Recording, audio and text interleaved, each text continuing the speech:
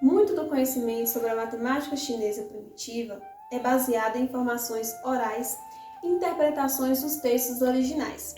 Isso se deu porque poucos materiais de origem chinesa chegou até nós. Isso em virtude de os povos da época fazerem muitos de seus registros em bambu, um material perecível. Outro fator para este pouco conhecimento é que no ano de 213 a.C., o imperador Ti ordenou que fossem queimados livros da época, que, mesmo reconstituídos posteriormente, existem dúvidas da autenticidade de grande parte deste material bibliográfico. Alguns escritos recentes sobre a matemática chinesa são alguns artigos escritos por europeus no século XIX, o livro O Desenvolvimento da Matemática na China e no Japão, publicado em 1913 pelo matemático japonês Yoshio Mikami, o terceiro volume do livro Ciência e Civilização na China, publicado em 1959 por Joseph Needham, o livro Bibliografia da Matemática Chinesa, de Tung Li Yuan, publicado em 1963, e em 1987, Chi Kang-chi, da Universidade de Hanwha, publicou uma excelente introdução à história da matemática chinesa. Os principais períodos da história chinesa antes de 1644 foram: período Shang, que teve início por volta de 1500 a.C., a primeira dinastia chinesa a ser registrada pela história e que se ruiu em 1027 a.C., período Zhou, que teve seu auge no ano de 256 a.C., com um governo de caráter feudal, considerado pelos chineses como sua era clássica, dinastia Qin, que teve um curto período de poder entre os anos de 221 e 206 a.C. Após esse tempo, entre os anos de 206 e 221 depois de Cristo, a China tornou-se um poderoso império unificado sobre a dinastia Han. Em seguida, veio um período de divisão na China, chamado pós-Han, que alongou até por volta do ano de 600 depois de Cristo. Uma curiosidade é que neste período também foi implantado com firmeza na China o budismo. Posteriormente, no ano de 618, inaugurou-se a dinastia Tang, que reinaria até 960 com o país unificado. Uma outra curiosidade é que neste período se inventou a imprensa. Entre os anos de 906 e 960, houve o período de 5 dinastias, com o império novamente dividido. O império só voltou a ser unificado nas dinastias seguintes: a Sung, de 960 a 1279, a Yuan, de 1279 a 1368, e Ming, de 1368 a 1644. Durante a dinastia Ming, com a chegada dos missionários jesuítas, houve a influência europeia na matemática, como em outros. Um relato da história da matemática da China antiga começa no período Shang, com algumas inscrições em ossos e carapaças de tartarugas, que revelam um sistema de numeração decimal bastante próximo do sistema multiplicativo chinês-japonês tradicional. Mesmo nesses tempos tão antigos, já é possível encontrarmos na China o germe dos sistemas de numeração posicionais. Próximo ao período Han, ou talvez até antes, foi se consolidando o sistema de numeração em barras, que eram arranjos com varetas de bambu e que representavam o zero por um espaço em branco. Esse sistema de numeração posicional constituiu-se no sistema de numeração mais avançado do mundo até então. O sistema é essencialmente posicional de base 10. Na primeira figura, vemos como eram representados os algarismos de 1 a 10 quando eles aparecem em posições ímpares, como unidades, centenas, etc.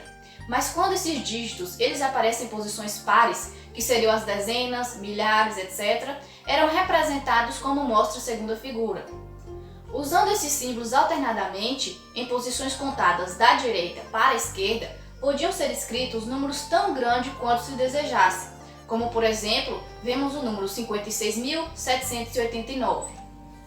Só mais tarde, a partir da dinastia Sung, é que apareceu um símbolo para a posição vazia. Passou-se a usar um círculo como zero.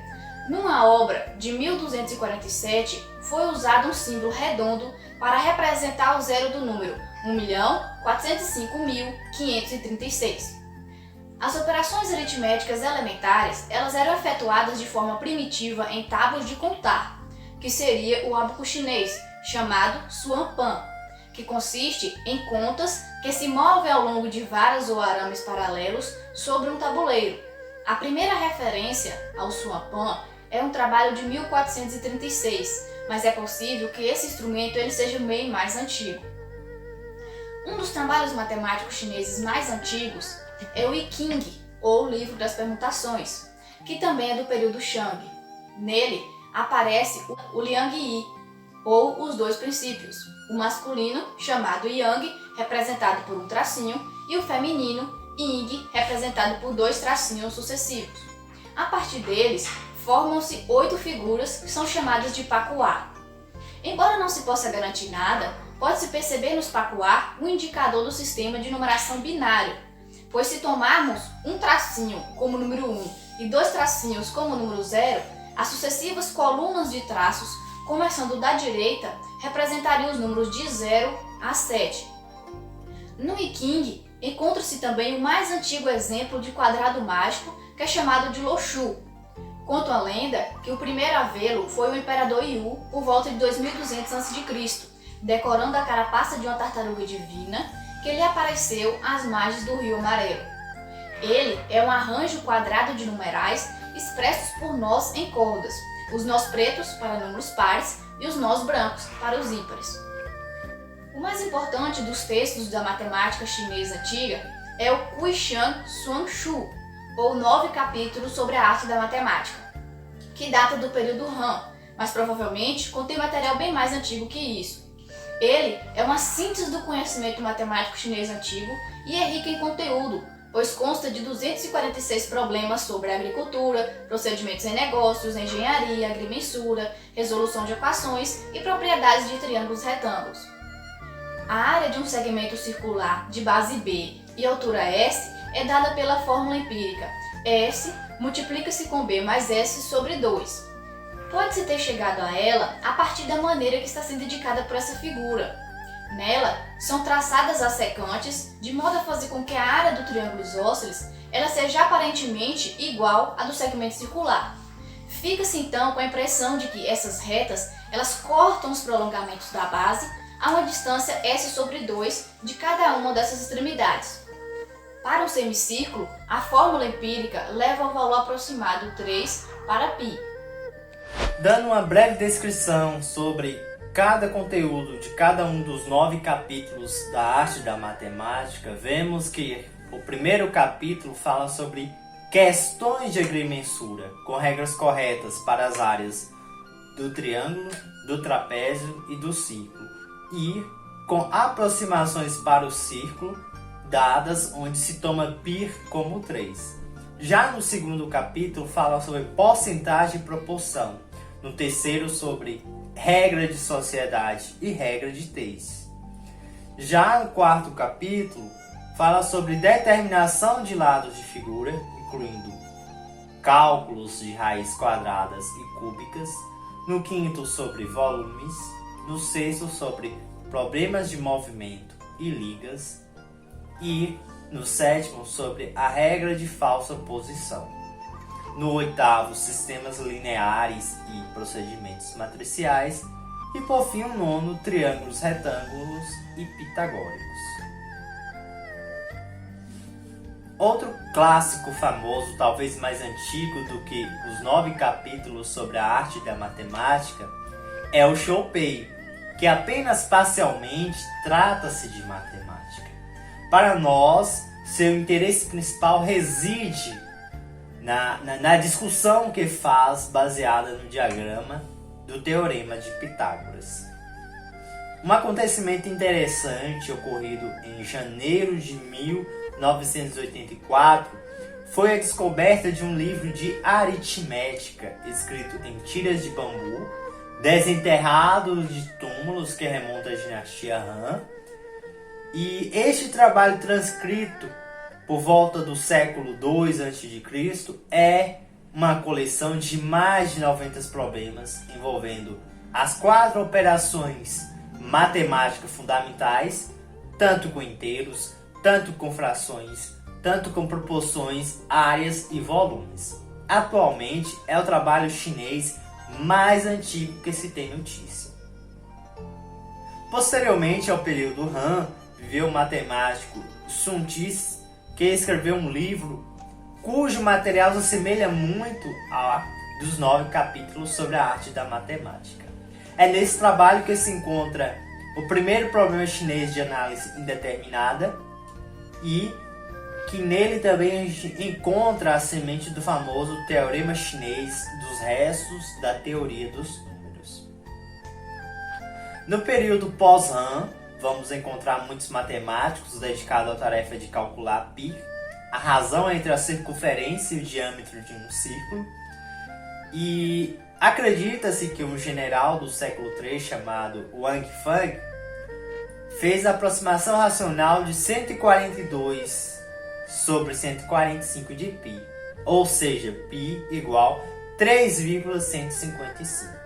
Já um contemporâneo de Wang Feng, chamado de Liu Hui, ele escreveu um breve comentário sobre os 9 capítulos da arte da matemática, chamado Manual da Matemática da Ilha Marítima.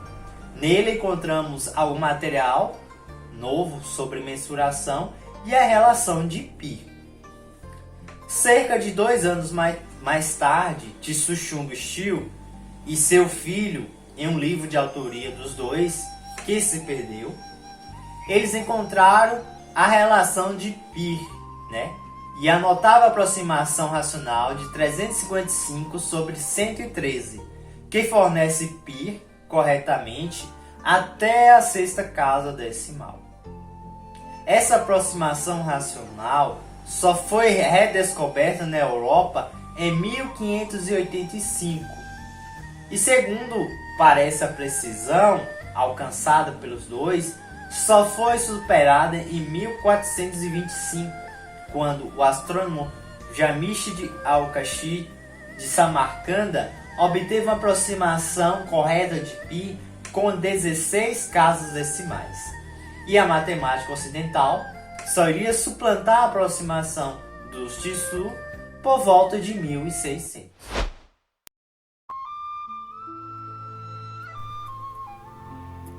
Durante a dinastia Tang, que ocorreu no século VII, reuniu-se uma coleção dos livros mais importantes de matemáticas disponíveis na China. Porém, o primeiro livro impresso que se veio ter notícias só apareceu em 1084, num trabalho escrito pelo escritor Wang. Esse livro foi escrito em 65, mas como não existia impressão nessa época, os chineses só veio ter conhecimento desse livro em 1084. E nele continha a primeira equação cúbica da matemática chinesa. E ela era muito mais complicada do que a que tinha no livro Os 9 Capítulos sobre a Arte da Matemática, que foi um livro que surgiu em 200 a.C. e acabou sendo compilado por várias outras gerações. É considerado um dos livros de matemática mais importantes da China antiga. Outro período marcante que marcou a matemática chinesa foi o período que vai da última parte da dinastia Sung até a parte inicial da dinastia Yuan, que foi onde vários matemáticos importantes apareceram e vários livros valiosos também apareceram. É o marco da matemática chinesa, é considerado o pináculo. Entre os matemáticos que despontaram estavam Xin Qiusheng, Liu Yi, Yang Hui e Xu Shikie. Xin fez a abordagem de equações indeterminadas. Ele também foi o primeiro a dar o símbolo específico ao zero, que era um círculo. E ele também trabalhou com a resolução de equações algébricas. Liouville introduziu uma notação para os números negativos. E também ele fez uma obra muito importante, que foi o espelho marinho do círculo, que se trata basicamente de círculos inscritos e circunscritos de um triângulo retângulo e a relação entre os lados e o raio. Yang Hui foi o primeiro a apresentar o conceito de número decimal, e ele também calculou a aproximação mais precisa de π com 5 casas decimais. Ele dedicou a sua carreira a resolver problemas de área e volume. Outro fato importante sobre Yang é que devemos a ele a apresentação mais antiga do chamado triângulo aritmético de Pascal. Xu-Xiqie é considerado um dos mais importantes deles. Nos livros de Xu se encontra a mais acabada dos métodos aritméticos algébricos chineses de que se tem conhecimento. Ele também, posteriormente, conseguiu escrever uma manifestação sobre o triângulo de Pascal.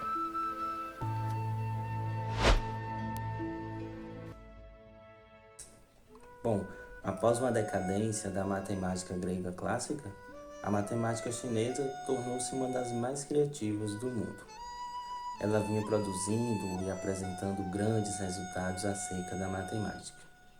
Enquanto que nesse período, a Europa ela estava passando por um grande marasmo, que é caracterizado pela desnutrição, fome da população. E esses resultados que a China vinha apresentando, a Europa ela só iria saber um pouco mais tarde, que seria após ou durante o Renascimento, que ocorria por volta do século XIV ao fim do século XVI. E durante esse período, a China ela teve grandes realizações matemáticas, como, por exemplo, foi a primeira a criar o sistema de numeração decimal que temos hoje, a base 10, ter o conhecimento aos números negativos, valores negativos, que são os valores menores do que zero, a obter um valor preciso de π, como hoje ele é aproximadamente 3,14, utilizar o método de Horner, que é um algoritmo em homenagem ao William George Horner, que serve para resolver equações algébricas. Bom, essas foram apenas algumas das realizações chinesas nesse período. Tiveram algumas outras um pouco mais abrangentes e que hoje utilizamos muito. Bom, essas descobertas e realizações chinesas, elas serviram para que abrisse o caminho da matemática até a Índia e a Arábia. Ou seja, a matemática ela começou a se alastrar pela Índia e pela Arábia. Bom, mas com a chegada dos jesuítas, foi que a matemática ocidental ela se destacou ainda mais na China, porque o italiano Matteo Ricci, com a ajuda de Guoshu Kuang, eles juntos traduziu para o chinês, para o idioma chinês, os elementos de Euclides. E esse fato foi muito marcante porque, a partir desse ponto, a matemática ela se alastrou ainda mais na China. E a partir disso, ela começou a se espalhar de vez por todo o continente.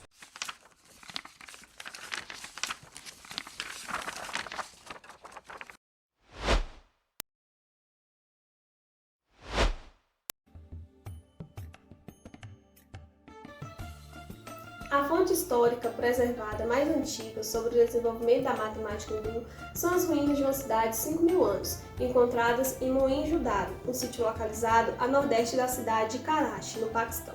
O povo dessa cidade tinha sistemas de escrita, contagem, pesos e medidas e cavava canais para irrigação.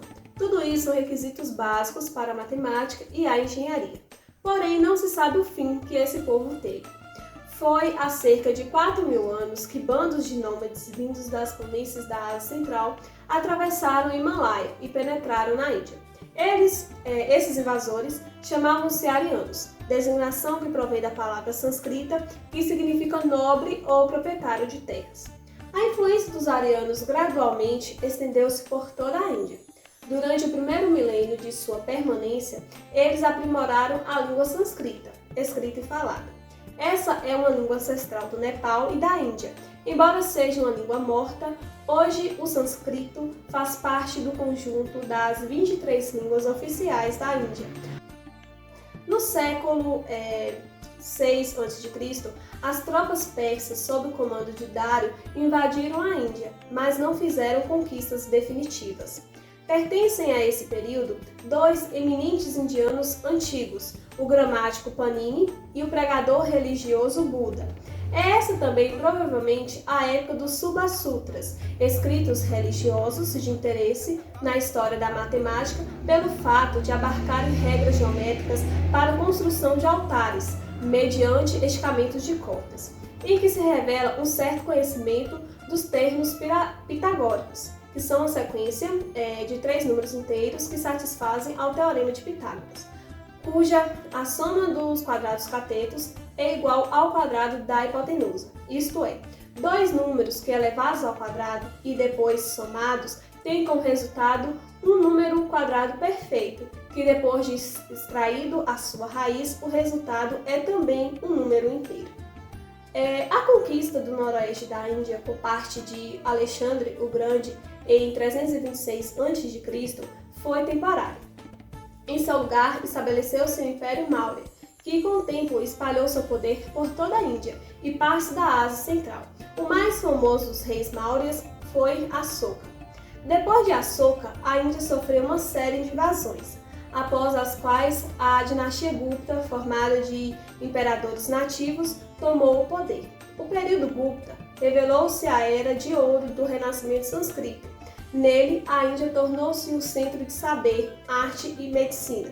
Desenvolveram-se ricas cidades e fundaram-se universidades. O primeiro trabalho astronômico importante, o anônimo Surya Siddhartha, o Tratado do Sol, data desse período e é provavelmente do início do século V. Daí para frente, a matemática hindu subordinou-se mais à astronomia do que à religião.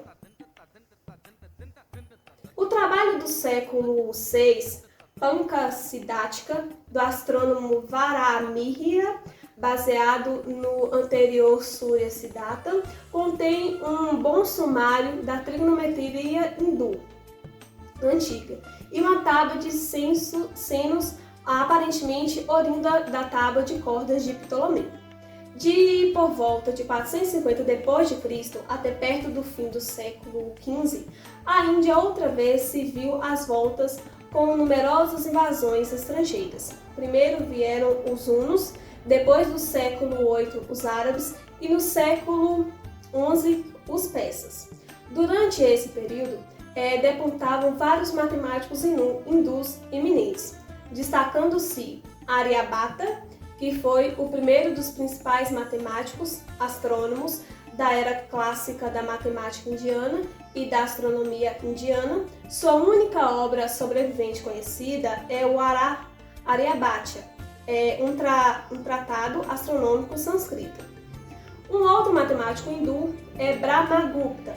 Foi o mais eminente matemático hindu do século VII. Viveu e trabalhou no centro astronômico de Ujjain, na Índia Central. Em 628 escreveu o Sistema de Brahma Revisão, um trabalho de astronomia em 21 capítulos, dos quais o 12º e o 18º se ocupam de matemática.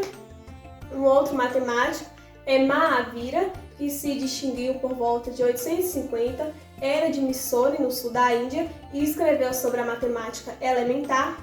E por fim temos Bhaskara, também viveu em Ujjain. Seu trabalho Diadema de um Sistema Astronômico foi escrito em 1150 e mostra poucos progressos em relação ao trabalho de Brahmagupta, 5 séculos mais antigos.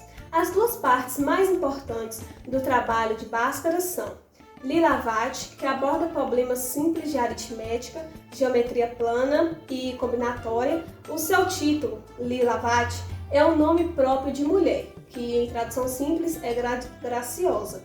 E a razão de ter dado esse título a esse livro é porque provavelmente teria desejado fazer um trocadilho, comparando a elegância de uma mulher da nobreza com a elegância dos métodos da aritmética.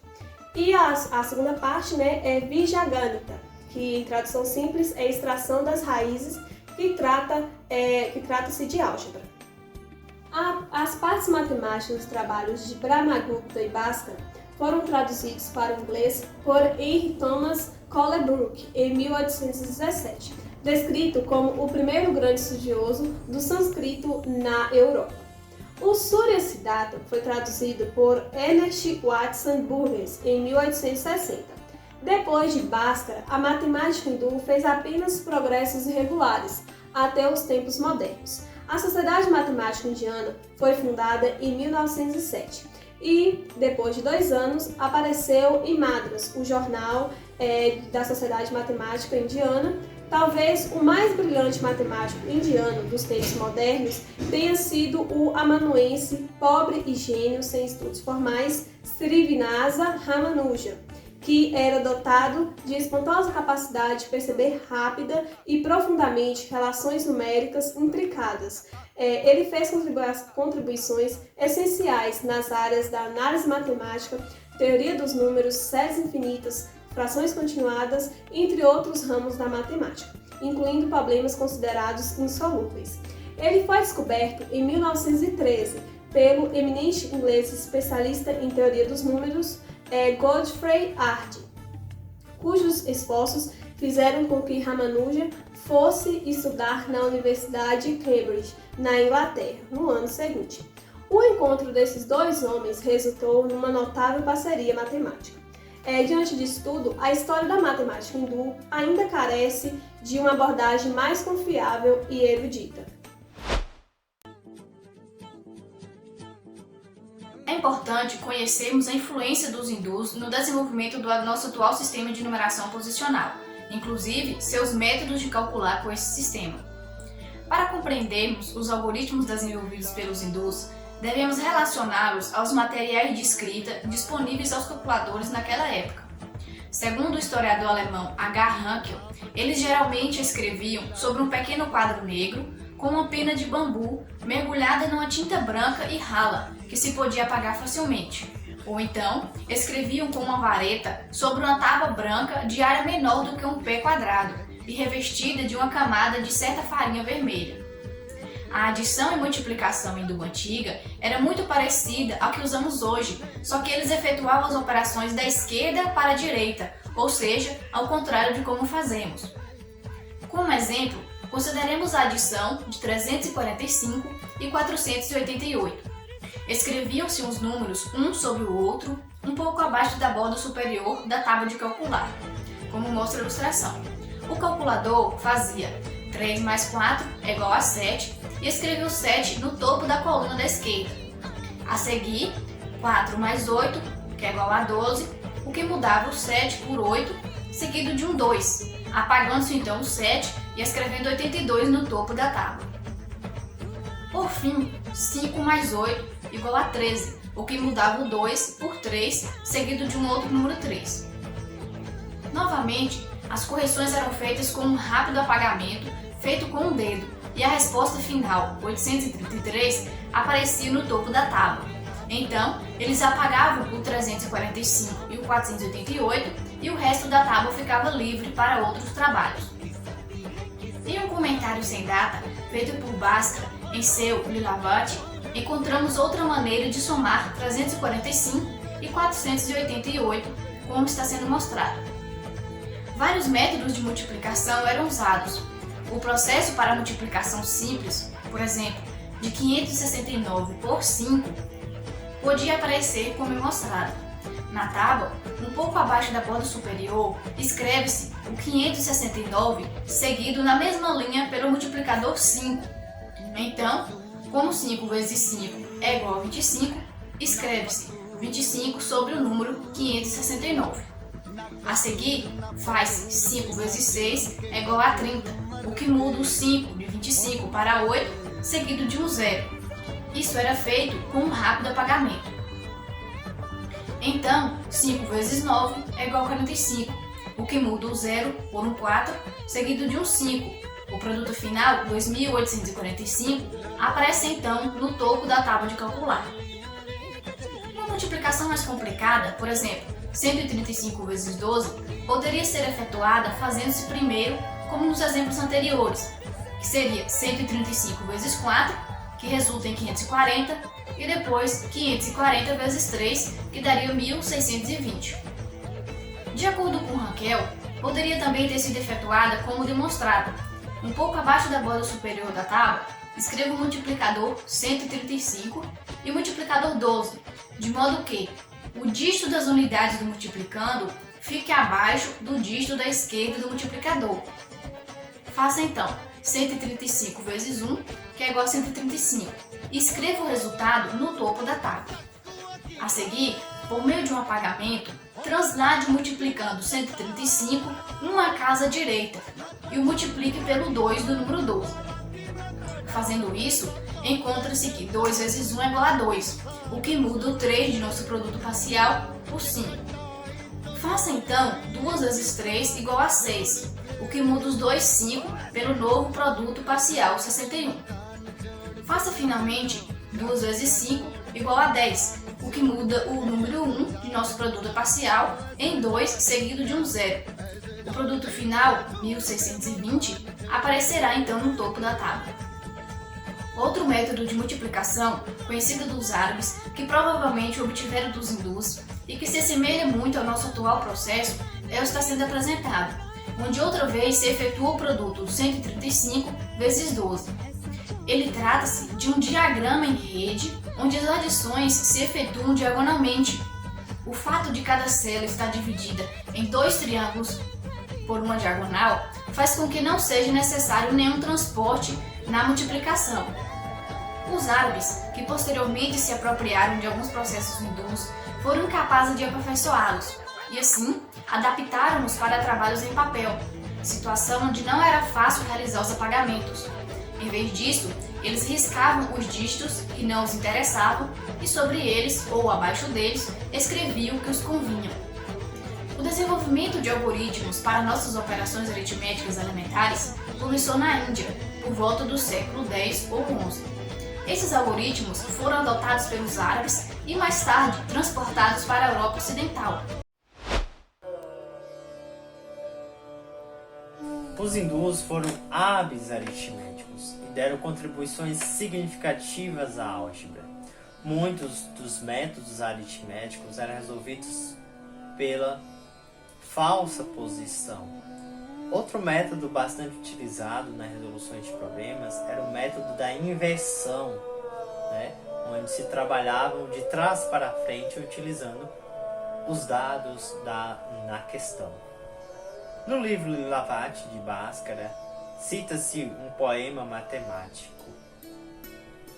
Linda donzelas de olhos resplandecentes, uma vez que entendeis o método de inversão correto, dizei-me qual é o número que multiplicado por 3, depois acrescido de 3/4 do produto, depois dividido por 7, diminuído de 1/3 do quociente, multiplicado por si mesmo, diminuído de 52 pela extração da raiz quadrática, a adição de 8 e divisão por 10 resulta no número 2. Esse problema ilustra a prática hindu de revestir problemas matemáticos de trajes poéticos. Isso ocorria porque os textos escolares naquela época eram escritos em versos e porque os problemas eram frequentemente usados para o entretenimento social.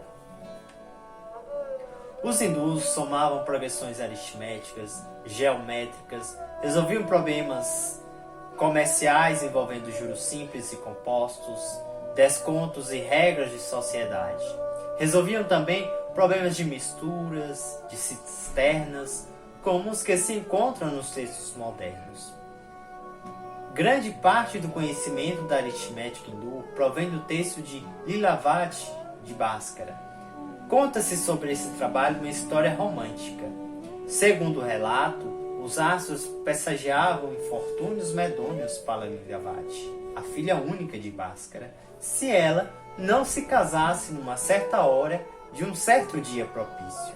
Chegado o dia, a ansiosa noiva debruçou-se sobre um relógio de água para aguardar esse momento. Mas eis que cai uma pérola de seu cabelo, sem que ela notasse, obstruindo o fluxo da água. E quando o acidente foi percebido, o momento propício já tinha passado. Então, o noivo de Lilavati, com medo dos infortúnios, acabou fugindo. E para consolar a infeliz jovem, Bhaskara deu a seu livro o nome da filha. Os hindus aceitavam os números negativos, os irracionais, e sabia que uma equação quadrática com respostas reais tem duas raízes formais. Eles unificaram a resolução algébrica de equações quadráticas pelo método familiar de complemento de quadrados. Esse método é hoje muitas vezes conhecido como método hindu. Então, Bhaskara deu as duas identidades notáveis que é muito empregado em nossos textos de álgebra para encontrar a raiz quadrada de um número irracional. No livro 10 dos elementos de Euclides, se encontram essas identidades em uma linguagem mais robústica, difícil de entender. Os hindus revelaram notável habilidade em análise indeterminada, sendo talvez os primeiros a descobrir métodos gerais deste ramo da matemática. Ao contrário de Diofanto, que procurava uma qualquer das soluções racionais de uma equação indeterminada, os hindus empenhavam-se em encontrar todas as soluções inteiras possíveis. Aryabhata e Brahmagupta determinaram as soluções inteiras da equação linear indeterminada. A equação quadrática indeterminada, essa só foi resolvida por um método reinventado posteriormente por Euler. Então, o trabalho hindu sobre as equações indeterminadas só chegou à Europa Ocidental muito tarde para que pudesse exercer alguma influência benéfica.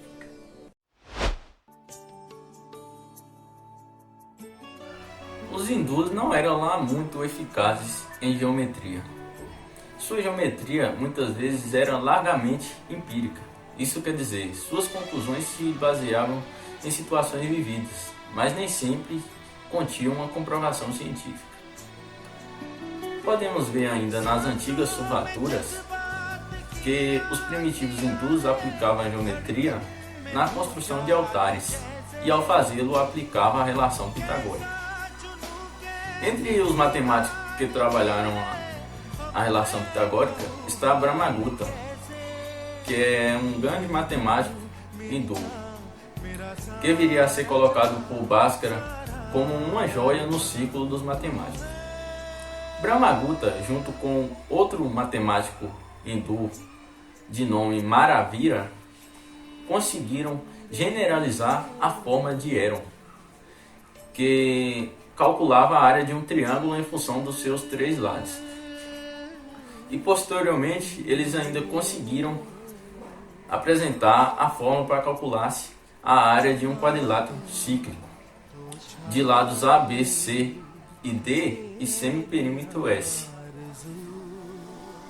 Essa fórmula colocava que os ângulos opostos desse quadrilátero somavam 180 graus. Após isso, eles ainda conseguiram apresentar a fórmula para calcular a área de quadriláteros genéricos, ou seja, os quadriláteros que seus ângulos opostos não somavam 180 graus. Outro matemático hindu que se tem destaque na geometria é Bhaskara. Bhaskara fez uma demonstração por decomposição do Teorema de Pitágoras, que podemos ver em uma imagem que nessa demonstração decompõe-se o quadrado sob a hipotenusa em 4 triângulos, cada um deles congruentes ao triângulo dado, mais um quadrado de lado igual a diferença entre os catetos do triângulo dado. Já no âmbito da trigonometria, os estudos eram voltados basicamente para a astronomia. Eles consideravam a astronomia algo muito importante e utilizavam os nossos conhecimentos de minutos, graus e segundos em tábuas de seno que construíam com semicordas. E foi assim que os hindus conseguiram chegar muito longe. Eles conseguiram estudar o mundo ao seu redor, que ia das navegações aos mares até calcular as distâncias espaciais. Eles conseguiram, por exemplo, calcular a distância entre a Terra e a Lua e a Terra e o Sol.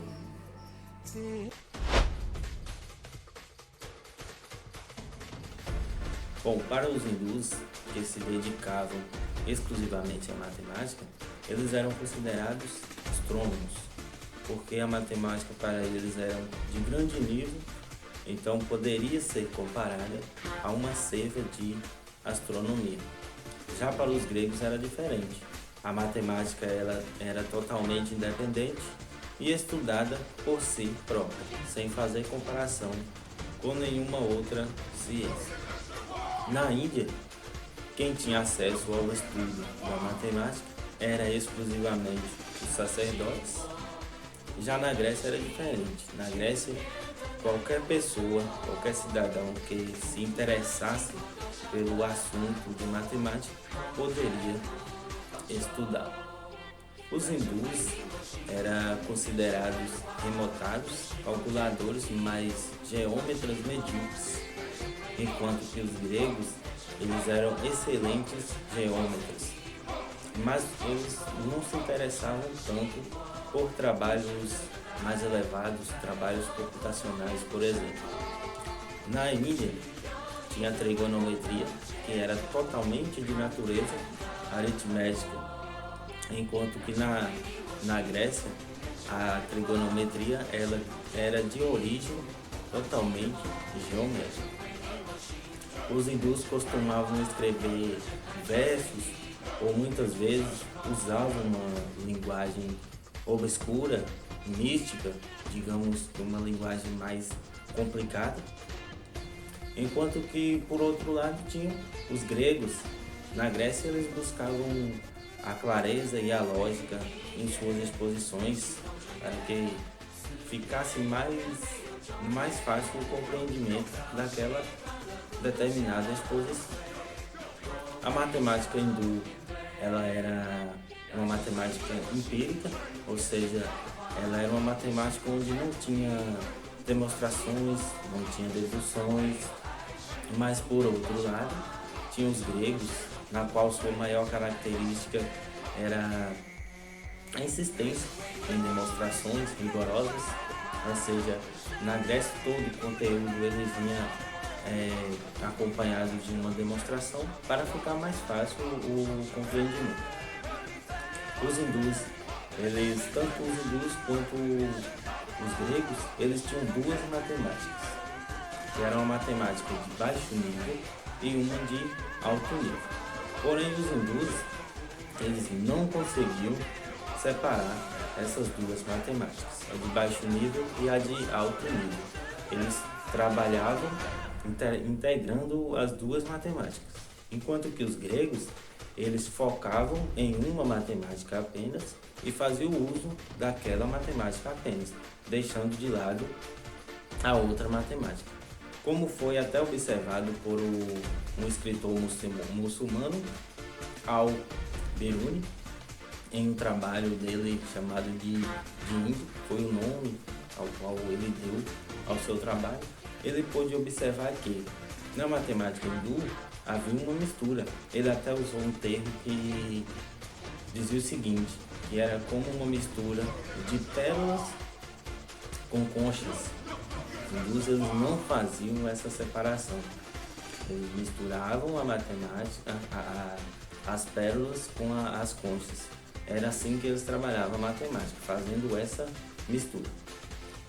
Bom, os contrastes da matemática grega e a hindu, eles se perpetuam até hoje nos textos de geometria elementar e também na álgebra. Enquanto que no primeiro, na geometria elementar, os termos eles são apenas de caráter dedutivo. Já na álgebra, o que resta são apenas coleções e regras a ser utilizadas.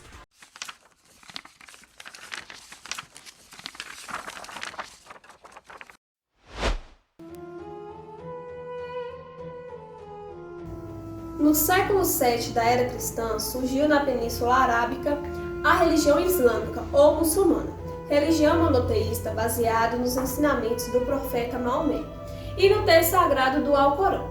Ao unificar tribos nômades da Península Arábica, Maomé fundou também um estado baseado na fé islâmica, que, sob a liderança de seus sucessores, os califas, expandiu seus domínios em territórios que se estendiam da Índia à Península Ibérica, passando pelo Oriente Médio e norte da África.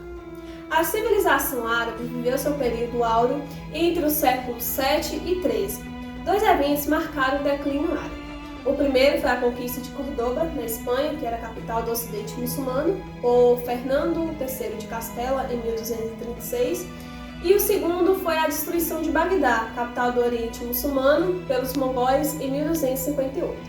Os alicerces da matemática árabe foram herdados da Grécia clássica, mas também do Oriente, em particular da Índia, região com a qual havia um intenso intercâmbio, e assim a construção árabe para a matemática, no entanto, foi além da assimilação e da preservação do conhecimento herdado de civilizações mais antigas. Os árabes conjugaram o rigor grego às visões práticas babilônica e hindu para, a partir daí, introduzir elementos originais que deram uma nova vida à matemática. Foi de importância fundamental para a conservação de grande parte da cultura mundial a maneira como os árabes se apoderaram do saber grego e hindu.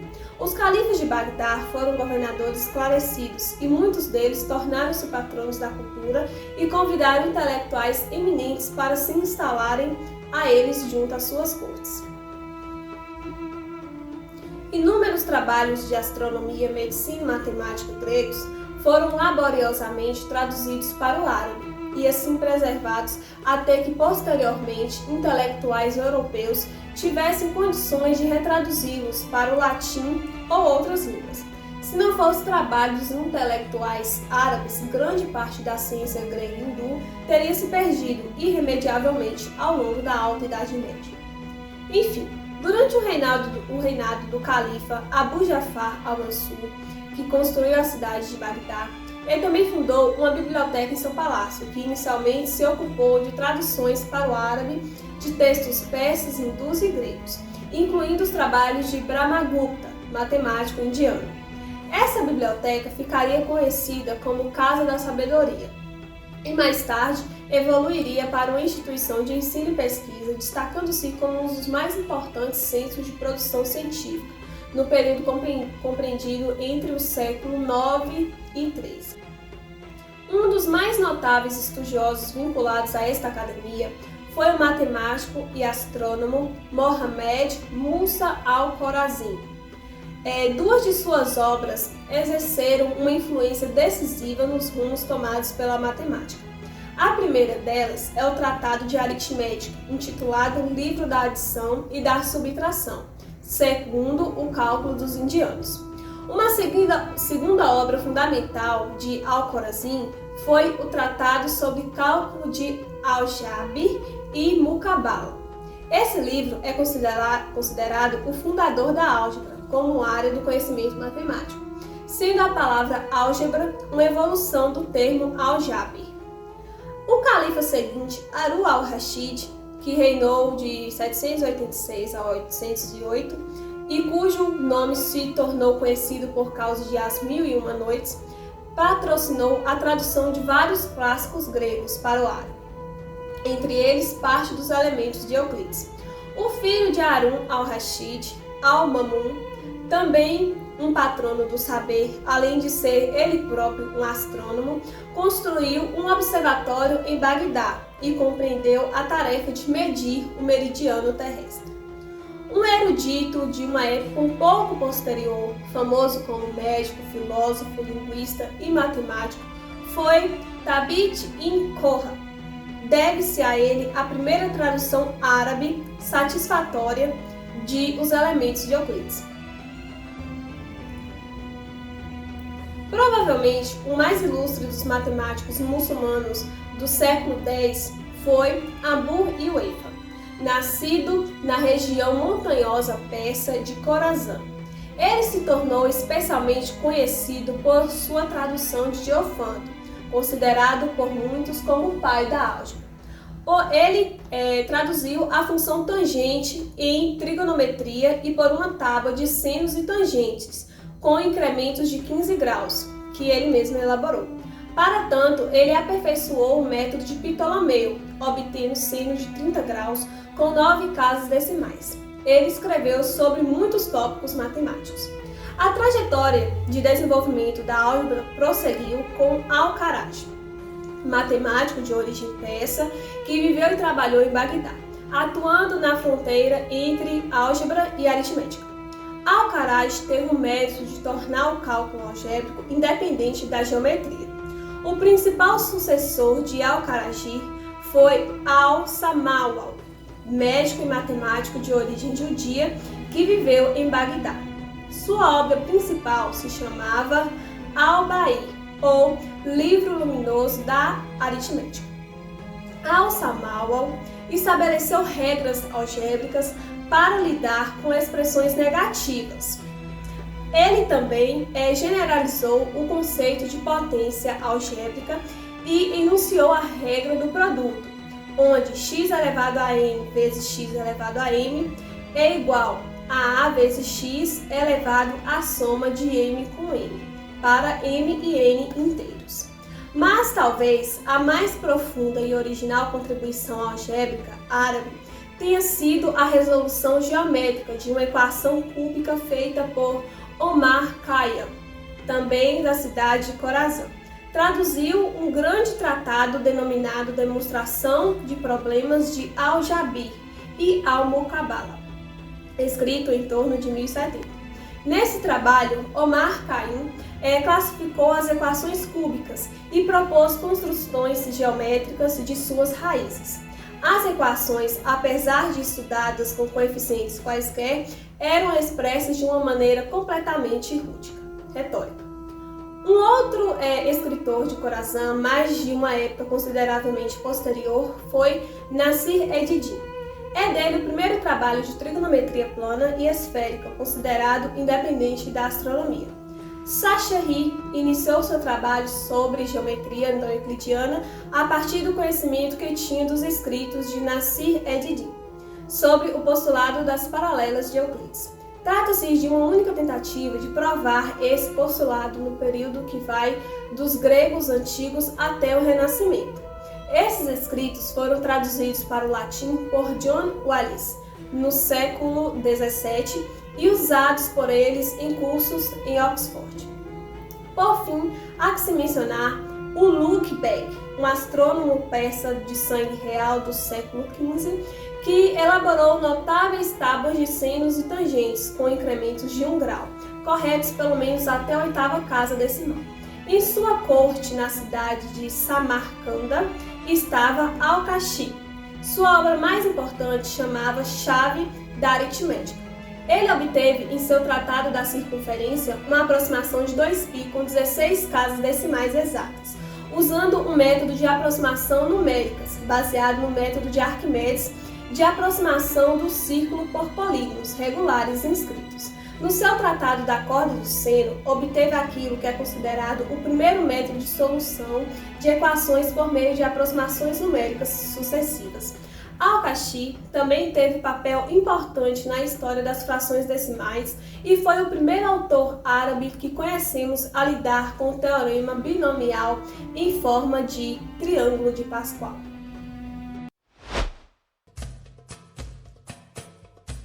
Antes do profeta Maomé, os árabes escreviam todos os números em palavras. A adoção de um simbolismo abreviado foi consequência, em parte, da imediata administração dos extensos territórios conquistados. Numa certa época, era mais comum se usar um sistema de numeração cifrado em vez da utilização das 28 letras árabes. A primeira aritmética árabe que se conhece é a do matemático e astrônomo Al-Khwarizmi, que originou diversas outras aritméticas árabes. Essas aritméticas geralmente ensinavam regras para efetuar cálculos, modeladas nos algoritmos hindus.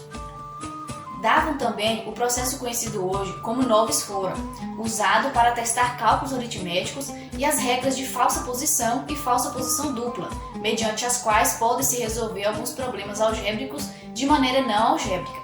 Também explicavam frequentemente raízes quadradas e cúbicas, frações e a regra de 3. Novis fora trata-se de uma forma de verificar os resultados nas operações de adição, subtração, multiplicação e divisão de números naturais, retirando destes números o maior múltiplo de 9. Utiliza para isso o artifício de somar os algarismos do número e, ao completar 9, retira esse valor do cálculo. Isso pode ser observado na adição de 234 com 167. Somam-se todos os algarismos da primeira parcela, retirando os 9. Faz-se da mesma forma com a segunda parcela. Esses dois resultados são somados e também retirados os 9. Esse resultado final será comparado com o resultado da adição, também retirados os 9. Estando eles iguais, é provável que a adição esteja correta. Na regra de falsa posição, atribuíam um falso valor que substitui o x no problema, e uma regra de 3 simples indicava o valor verdadeiro. Como pode ser observado no exemplo apresentado, um montão, 6 2/3, sua metade, todos ao juntar-se fazem 13. Qual é a quantidade? O valor falso atribuído pode ser 12. Em seguida, usando-se a regra de 3, encontra-se que o valor falso 12 está para 26, assim como o valor verdadeiro está para 13. Com isso, encontra-se que o valor verdadeiro é 6. Regras de falsa posição dupla. É um dos métodos mais antigos de aproximação das raízes de uma equação. É usada para encontrar x, tal que ax mais b é igual a c. Em forma moderna, o método é este. Sejam x1 e x2 dois números próximos e um de cada lado de uma raiz x da equação f de x igual a 0. Para achar x, tal que ax mais b é igual a c, atribua x dois valores falsos, x1 e x2, e calcule ax1 mais b e ax2 mais b. Se D1 for igual a x1 mais b menos c e D2 igual a x2 mais b menos c, a proporção representada dá o número procurado. A regra nos dias atuais é ilustrada como mostrado. A regra de 3, que provavelmente se originou na China Antiga, alcançou a Arábia através da Índia. Brahmagupta enunciava a regra. Na regra de 3, os nomes dos termos são argumento, fruto e requisito. O primeiro e o último termos devem ser semelhantes. Requisito multiplicado por fruto e dividido por argumento é o produto. Para esclarecimento, considere o seguinte problema dado por Bhaskara. Se 2 palas e meios de açafrão custam 3/7 de nisca, quantos palas se comprarão com 9 niscas? Nesse caso, 3/7 e 9, que têm a mesma denominação, são o argumento e o requisito, e 5 meios é o fruto. A resposta, ou seja, o produto, é dada por 9, que multiplica-se com 5 meios dividido por 3/7, que resulta em 52 meios. Hoje em dia, simplesmente resolveríamos a proporção x dividido por 9 é igual a 5 meios dividido por 3/7, que resultaria em 52,5. A álgebra de Al-Khwarizmi mostra pouca originalidade. Explicam-se as 4 operações elementares e resolvem-se equações lineares aritmeticamente e equações quadráticas geometricamente. As melhores contribuições dadas pelos matemáticos muçulmanos verificaram-se no campo da álgebra geométrica, e desses, a mais importante se deve ao Omar Khayyam, com a resolução geométrica de equações cúbicas. Estas eram classificadas sistematicamente e se obtinham uma de suas raízes como a abscissa do ponto de interseção de uma circunferência e uma hipérbole equilátera, ou de 2 hipérboles equiláteras. Khayyam rejeitava as raízes negativas e frequentemente não conseguia encontrar todas as positivas.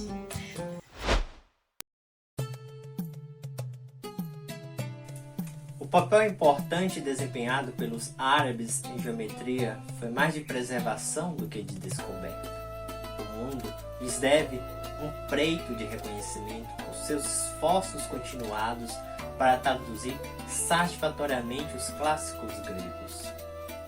Há um belo estudo feito pelo Abu Uwafa, em que ele mostrou como localizar os vértices do poliedro regular na esfera em que o circunscreve, utilizando um compasso de abertura fixa. Nassi Edson publicou, com comentários e correções, parte de um trabalho anterior de Khayyam, intitulado Discussões das Dificuldades de Euclides. Nessa parte, encontramos o que aparentemente talvez seja a primeira das considerações das três alternativas que séculos mais tarde Sacheri chamaria de hipóteses do ângulo agudo, do ângulo obtuso e do ângulo reto. Acredita-se ainda a Nassi Edson uma demonstração original do teorema de Pitágoras. Já o nome de Altair, ou mais popularmente Alhazen, se preservou em matemática devido ao chamado problema de Alhazen: traçar por 2 pontos do plano de uma circunferência dada 2 retas que se interceptam num de seus pontos e que formam ângulos iguais com as circunferências no ponto de interseção. Este problema leva a uma equação quadrática que foi resolvida à maneira grega pela interseção de uma circunferência e uma hipérbole. Alhazen nasceu em Basra, no sul do Iraque, e foi talvez o maior dos físicos muçulmanos.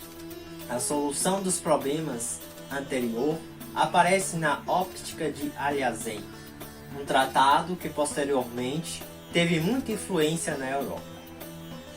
Conta-se uma história patética sobre Alhazen.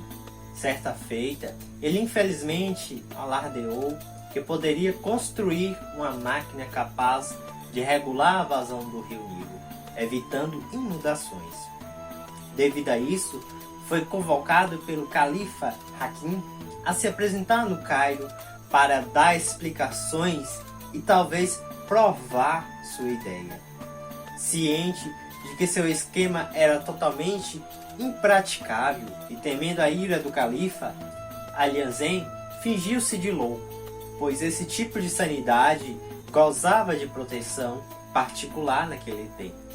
Bastante preocupado, Alhazen sustentou essa farsa até a morte de Hakim em 1021.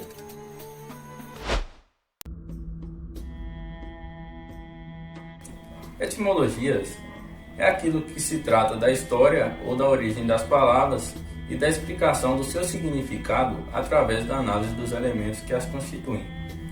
Focando nas etimologias árabes, é fato que qualquer pessoa interessada em astronomia de observação provavelmente tem ciência de que um grande número de nomes de estrelas é de origem árabe. Almeradã, Vega, Rigel, Algol, Alcor e Mizar são um exemplo delas, entre tantas outras de brilho mestiúno. Um autor que deu nomes importantes no vocabulário da matemática também foi Al-Khwarizmi, que é considerado o pai da álgebra, pois foi ele que deu o nome a essa palavra. No tratado de Al-Khwarizmi sobre o assunto Hisab al-Jabr, que traduzindo literalmente significa ciência da transposição e do cancelamento, foi um texto que se preservou e se tornou conhecido na Europa através de uma tradução latina que se diz que a palavra aljabá ou álgebra é sinônimo de ciência das equações. Em outro livro de Al-Khwarizmi, sobre o uso dos numerais hindus, também introduziu uma palavra no vocabulário da matemática. Não há cópias original desse livro, mas em 1087 descobriu-se uma tradução latina que começa por algoritmo e disse.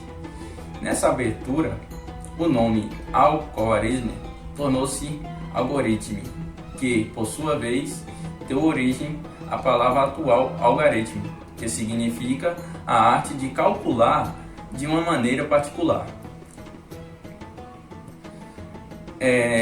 Os nomes atuais das funções trigonométricas, com exceção do seno, são claros a partir de uma interpretação geométrica. Mas o interessante é a palavra seno, que tem uma origem curiosa.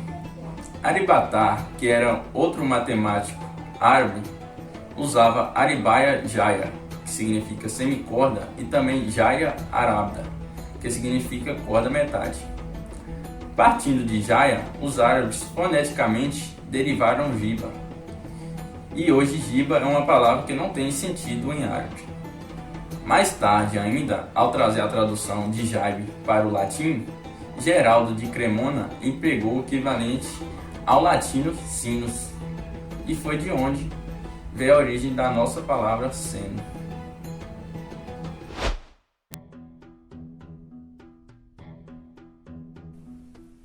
A contribuição árabe. A participação árabe no desenvolvimento da matemática não foram lá unânimes, ou seja, não foi uma participação de forma geral, uma participação uniforme.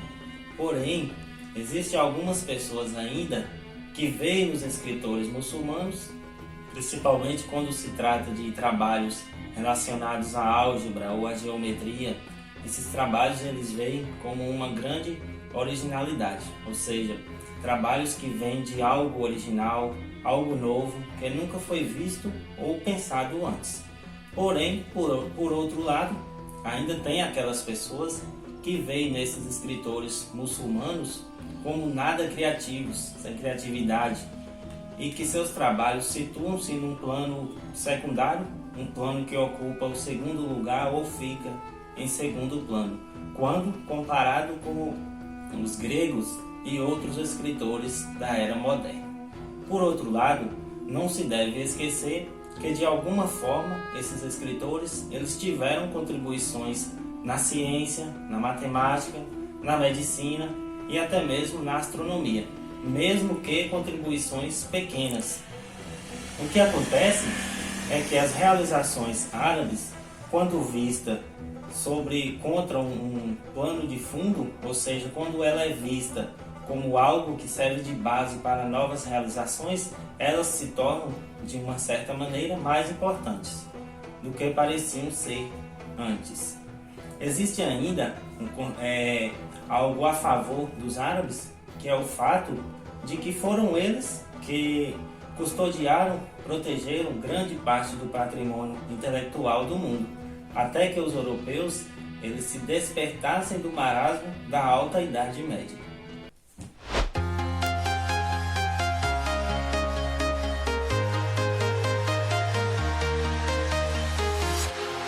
Walking alone, the streets are empty. The only thing I can see is my own silhouette. I'm getting stronger, step by step. The clock is ticking, but there's no time for regrets. I've been flying from town to town.